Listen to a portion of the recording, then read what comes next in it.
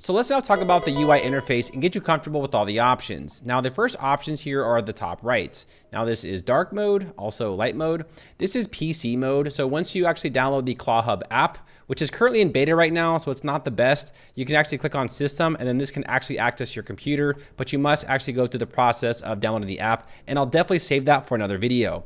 Next is the cron jobs, and OpenClaw will periodically message you, letting you know about the cron jobs, and it'll message you right here, letting you know the cron jobs it's running. This other option, this just basically makes it full width, pretty simple. The next is this repair icon. This essentially will just show you the tools it's using. So for example, if I click on this and I run a command, you'll notice I ask it about the weather in Bangkok, and then it lets you know the exact tools that it's using. So essentially what it's doing, it's just showing you the output of exactly what it's doing in order to fetch the weather in Bangkok. And as you can see, it is 38 degrees Celsius. It's really hot, it's really humid, and it's really hot right now in Thailand. Now the last option right here is this brain. Now, once you run more complex tasks, you should turn this on, because this is essentially, if you're trying to run really complex tasks, it'll help the AI fetch more information in order to make those tasks run properly. But if you're using OpenClaw for just general things, I recommend to turn this off, because this will save you more credits. Now we have a lot going on right here. So I'm gonna go ahead and under the message, type in clear. And then I'll type in clear, and this will clear the messages so it's not so messy. Now here on the left side, let's take a look at control. So this is basically the gateway access and all the information such as gateway token, and it's letting you know if the server's up. It also lets you know how much you've spent and how many tokens you have. The next we have is channels. Now, whenever you configure an application like Telegram or WhatsApp, you can get confirmation right here. For example, we connected Telegram earlier and you'll see that it is configured. And let's say, for example, it was not working properly for you. If there was an issue, you can always go ahead and copy and paste your bot token right here. So here you can actually paste in your bot token. Now, I highly recommend to use an AI like Claude or Gemini. I've used Nexos, which is the hosting or default AI, and it is terrible. It never does anything properly. So for your own good, definitely go with Claude. It's a very clean AI. Now, scrolling down, let's say, for example, you tried to pair the bot earlier and it said there was something wrong with the messages. You can always change this to open, and this will essentially make it so anyone can DM that specific bot. By selecting this to open, it will no longer require a pairing code, but it'll actually be open to the entire public. So that's just something to consider. So I'll change that back to pairing. And there's just a few other options right here for other applications. Next, let's take a look at instances. So these are connected instances. Essentially, this is your VPS. So you'll see we're running Linux and it's connected to OpenClaw. Next, let's take a look at sessions. Sessions is basically what's been going on OpenClaw. Now, there's one very important option here that most people tend to overlook.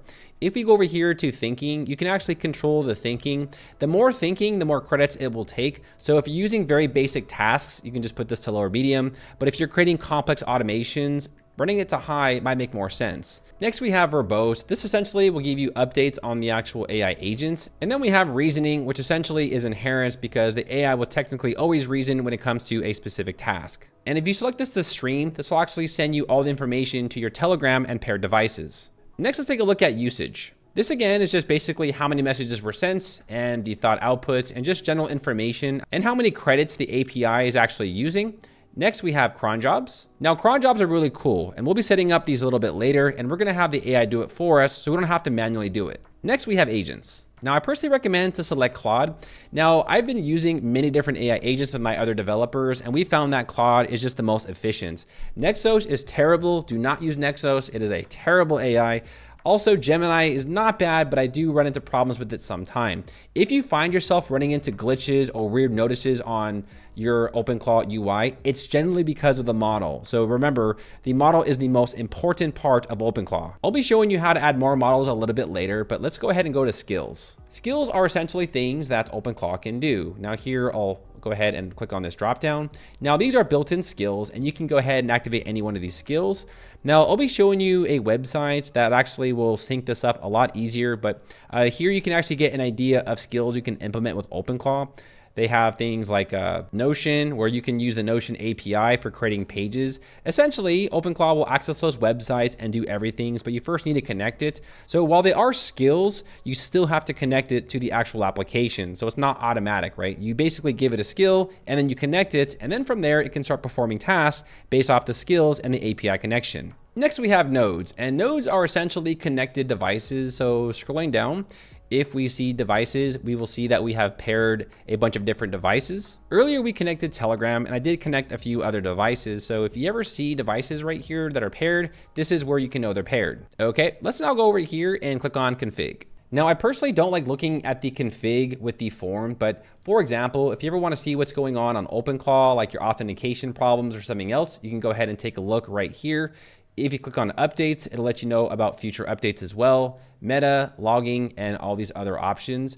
Now, personally, I like to use the code. So for example, I'll click on raw right here, and then I'll expose the code. So let's say, for example, Telegram just wasn't working for you, which is a very common problem with some users. Now, over here under Google, here I actually ask it for the OpenClaw JSON code.